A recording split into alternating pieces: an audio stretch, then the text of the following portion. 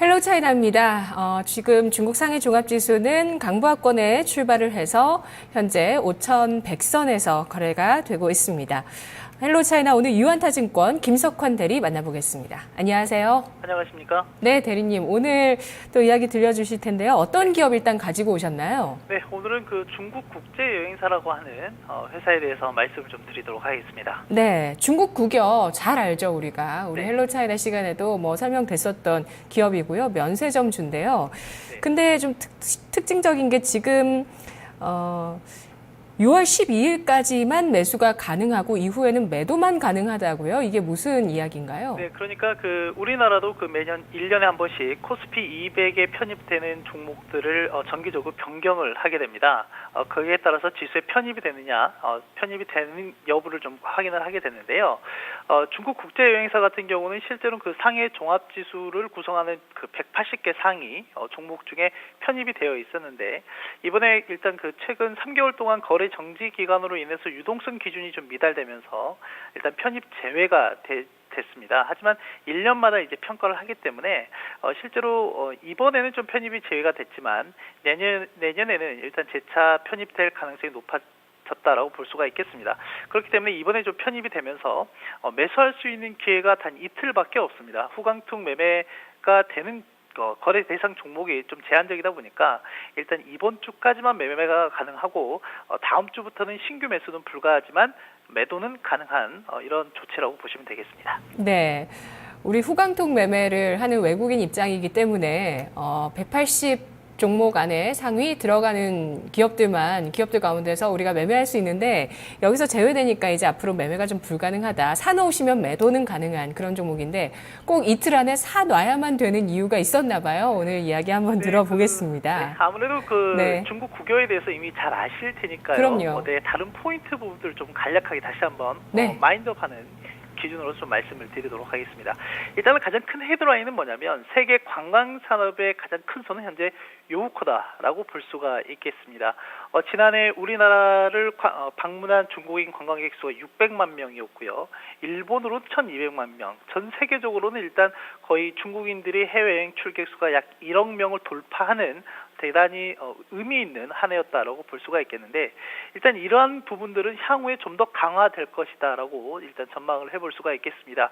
기본적으로 중국의 포커스는 뭐냐면 중국의 1인당 GDP의 증가에 포커스를 맞춰볼 필요가 있다라고 볼 수가 있겠고, 제가 이미 이제 이번이 세 번째 방송이긴 하지만 계속해서 강조해서 말씀드렸던 부분이 바로 1인당 GDP 1만 불 시대를 말씀드리지 않았나 생각이 됩니다. 자, 준비한 자료를 좀 한번 참고하시면 좋을 것 같은데요. 일단 해외여행자 출국 수를 한번 살펴볼 필요가 있겠습니다. 불과 2008년까지만 하더라도 3,500만 명 수준이었던 해외여행 출국객 수가 2013년 기준으로 거의 1억 명 가까이 다가오는 모습이었고, 실제 지난 한 해에는 1억 2천만 명에 달하는 중국인들이 해외여행을 즐겼다라고 볼 수가 있겠습니다. 하지만 이 수치가 전체 인구 대비로 본다라고 하면 여전히 상당히 낮은 수준이다라고 볼 수가 있겠습니다. 그리고 현재 중국의 해외여행 출국자 수는 연평균 15%에서 20% 정도의 고성장을 보이고 있다라고 볼 수가 있겠고요. 특히 해외여행을 가게 되면 특히 면세점을 통한 매출이 지속적으로 증가할 수가 있다라고 볼 수가 있겠는데, 일단은 글로벌 10대 면세점 시장을 좀 보시면 독보적인 1위를 일단 우리나라가 하고 있지만 향후 5년 내에는 이 자리가 중국으로 바뀔 가능성이 상당히 높다라고 볼 수가 있겠습니다. 실제 2003년 초반만 하더라도 중국의 면세점 시장 비율이 2%밖에 되지 않았는데, 일단 2012년 기준으로 6% 수준까지 10년 내에 3배에 가까운 속도로 좀 증가했고요. 향후 5년 내에는 이보다 더 빠른 속도로 면세점 시장 규모가 커질 것으로 기대를 해볼 수가 있겠습니다. 일단은 세계 전반적으로 글로벌 관광 산업은 중국발 제2의 폭발적인 성장기에 진입했다라고 볼 수가 있겠습니다. 중국의 관광 산업은 폭발적인 성장기다, 이렇게 정리를 해주셨어요. 폭발적인 이 참 말을 형용사를 참 아무에게나 쓸 수 없는데, 네. 중국은 가능하고요. 그리고 뭐 중국뿐만 아니라 아시아의 중산층이 점점 늘어나고 있기 때문에 정말 주목하고 있는 대목인데요. 자, 중국 국여. 그럼 어떤 기업인가 볼까요? 네, 중국 국여 같은 경우는 여행사와 면세점을 같이 겸하고 있는 회사다라고 보시면 될 것 같습니다. 결국에는 여행 관광 산업의 알짜라고 할 수 있는 두 가지를 모두 가지고 있는 회사다라고 볼 수가 있겠고요. 한마디로 뭐 중국 내에서 최대 그리고 최고의 규모와 실력을 자랑하는 회사다라고 볼 수가 있겠습니다. 일단 중국 국제여행사, 줄여서 중국 국여 같은 경우는 전 세계 100여 개 국가에 1,400개가 넘는 브랜치와 네트워크를 또 가지고 있는 회사다라고 볼 수가 있겠고요. 또 하나는 중국 내 최대 국영 면세점을 보유하고 있는 국유 기업이다라고 볼 수가 있겠습니다. 특히 중국 내 면세점 MS 30%를 차지하고 있고요. 또한 점포 수가 200개에 달하는 면세점을 좀 보유하고 있다라고 볼 수가 있겠습니다. 제가 방금 말씀드렸던 것처럼 세계 최대 그리고 세계 최대 그리고 규모를 좀 가지고 있다라고 말씀드렸는데, 여러분들 아마 그 하이난 섬이라고 잘 아실 겁니다. 우리나라에서도 역시 휴양을 좀 즐기기 위해서 많은 분들이 찾고 있는 중국 쪽 남부 쪽에 있는 섬인데요. 그 하이난 섬의 하이팡 면세점이라고 하는 세계 최대의 규모만 하더라도 7만 제곱미터나 됩니다. 지금 이쪽 명동 근처에 있는 롯데 면세점 면세점을 수십 개를 낼 수 있는 그런 규모다라고 볼 수가 있겠습니다. 그리고 지난해 12월 달부터 중명상성이라고 하는 온라인 면세점까지 일단 런칭을 하면서 온오프에서 상당히 강세의 모습을 보이고 있다라고 볼 수가 있겠습니다. 실제 제가 말씀드렸던 것처럼 중국 국여 같은 경우는 여행과 면세의 양면에서 강세를 보이고 있다라고 말씀드렸는데, 지난 2013년 매출액 기준으로 살펴보시더라도 일단 여행 부분이 현재 한 60% 그리고 면세 부분이 한 40% 정도다라고 볼 수가 있겠는데, 향후에 이 잘 포트폴리오가 좀 구성이 되지 않을까 생각이 됩니다.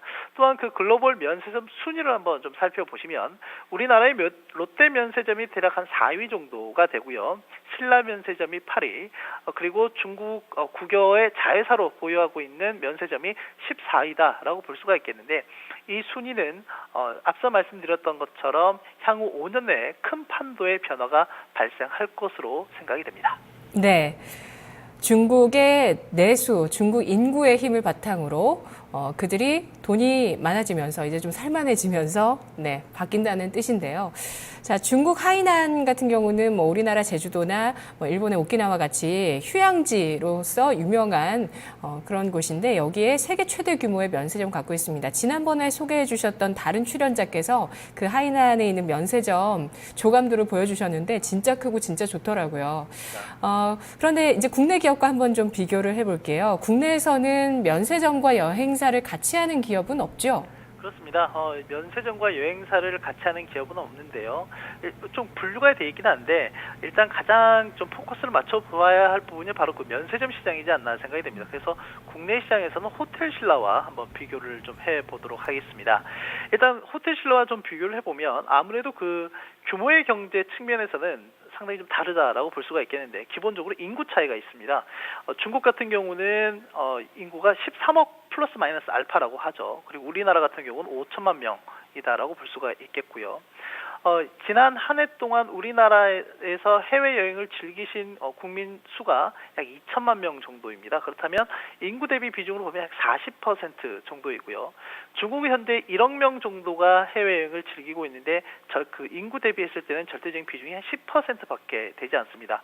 만약에 중국인들이 해외여행을 우리나라 정도 수준 또는 우리나라 정도의 절반 정도 수준까지만 이용을 한다 하더라도 그 규모는 우리나라 전체 인구의 2배가 넘는 숫자다라고 볼 수가 있겠습니다. 그런 측면에서 봤을 때 규모의 경제가 상당히 크게 나타날 것이다라고 볼 수가 있겠고요. 우리나라와는 뭐 비교하기 힘들 정도의 크지 않을까 보여집니다.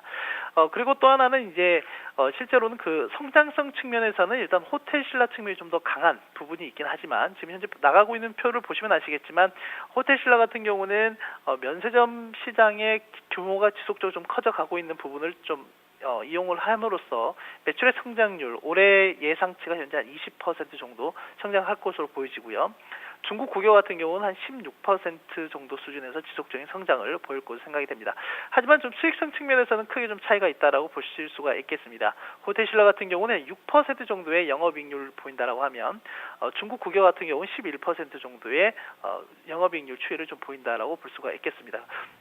하지만 향후에는 뭐 성장성과 수익성 측면에서는 아무래도 호텔신라보다는 중국 국유의 모멘텀이 좀 더 크지 않나라고 저는 개인적으로 좀 평가를 해볼 수가 있겠습니다.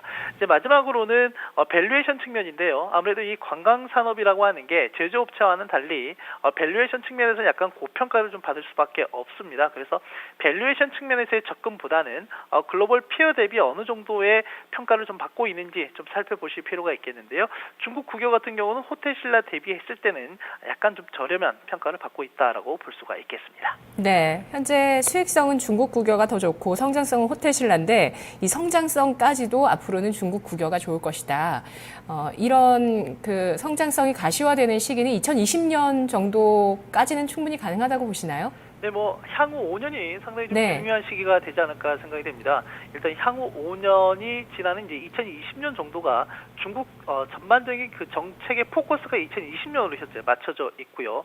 또 하나는 중국의 경상 GDP가 미국을 추월하는 시점이 대략 2019년에서 20년, 현재와 같은 속도라고 하면 2019년에서 20년 정도로 예상을 해볼 수가 있겠습니다. 그렇기 때문에 일단 이러한 추세대로 좀 변화가 된다라고 하면 향후 5년이 상당히 좀 중요한 글로벌 경제라든지 또는 글로벌 전반적인 산업의 중요한 변화의 모멘텀이 되지 않을까 생각이 됩니다. 네, 해외여행을 해본 인구 비중 중국, 한국 비교해서 설명해 주셨는데 예전에 1990년대 중후반에 유행가 가사에 난 왜 그 애가 해외여행을 해봤는지 궁금한지 내가 좀 속물이다 이런 내용의 가사가 있어요.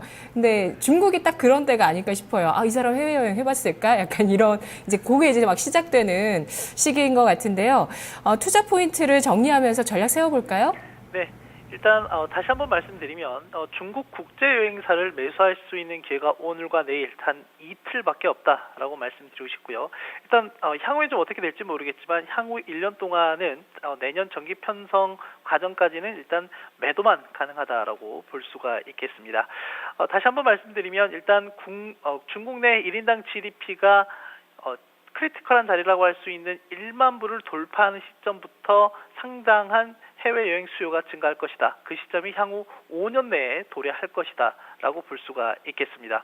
그리고 또 하나는 글로벌 관광 산업이 요우커를 통해서 제2의 성장기에 진입을 했다라고 볼 수가 있겠고, 그런 관점에서 여행과 면세라고 하는 두 마리 토끼를 동시에 보유하고 있는 중국 국유에 대해서 관심을 가져보자라고 말씀을 드릴 수가 있겠습니다. 현재 저희 트레이더 화면을 통해서 한번 가격 전략 측면에서 말씀을 하면서 정리를 좀 하도록 하겠습니다.